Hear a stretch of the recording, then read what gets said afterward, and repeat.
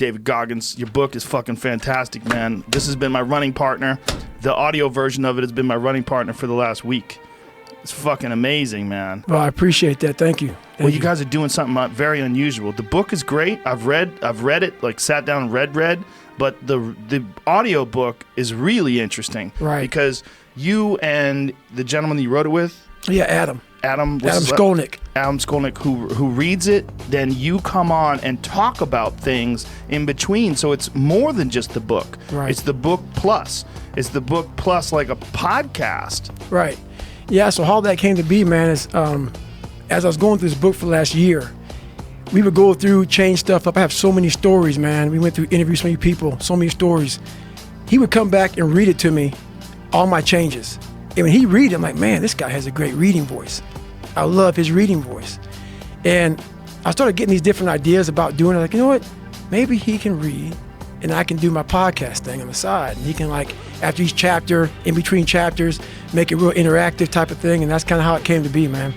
At the beginning, I gotta be honest. At the beginning, I was like, who is this motherfucker talking for David Goggins? I was gonna call Dave, like, Dave, can you redo this? Why don't you do it? Why are you? But it works. Right. It really does work. Yeah. Like, as it goes on, and I got, also, it's very obvious that you and him are good friends. So when you guys are talking, then I don't mind him reading for you as much for some strange reason. Right. I know it doesn't make any sense. Well, I wouldn't say we're good friends. I'm just joking, Adam. I know you can hear me right now.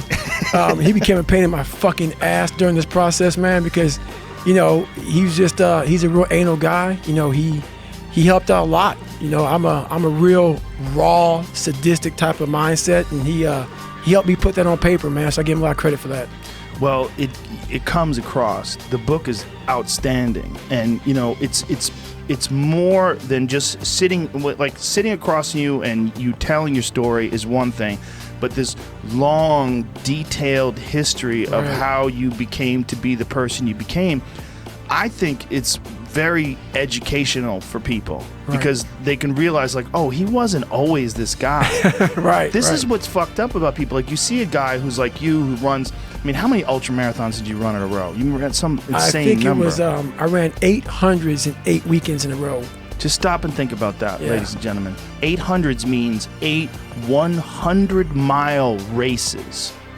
8 weekends in a row. A 100-mile race will put you out for fucking 6 months. Right. You know, and you ran 8 of them, 8 weekends. It's a fucking insane accomplishment. It was nuts. You think about a person like that, you think of them as in this like static, fully formed version. Right. You don't usually get to see, and especially someone like you who you went into so much depth about your rise and fall and rise and fall. It wasn't like a straight linear process between you getting inspired and then you becoming this bad motherfucker. No, it wasn't like what's that show called that Will Smith plays, that black guy who kind of makes it in the financial world.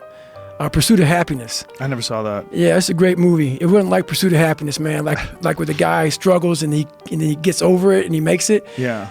I fell on my ass. I thought I got to the top of Mount Everest, and Mount Everest just fucking slide right underneath me, man. I was like, God, dog, I gotta start from scratch again. Scratch became my friend, literally, man. So, you know, that's how you put in the book, man. Just going up, going down, going up. Just a real raw version of how my life was. It was so in depth to go back through your life with a fine-tooth comb that I almost got embarrassed to even put it out there to people. Yeah. That's what you don't understand, man. Like, even me right now to talk to you, I'm in the car for a fucking hour getting pumped up because I'm a shy, introverted, leave me alone type of guy. Like, I'm still that motherfucker who is 6 years old, you know, at a play who can't say his line because I know I'm going to stutter in front of 5 people.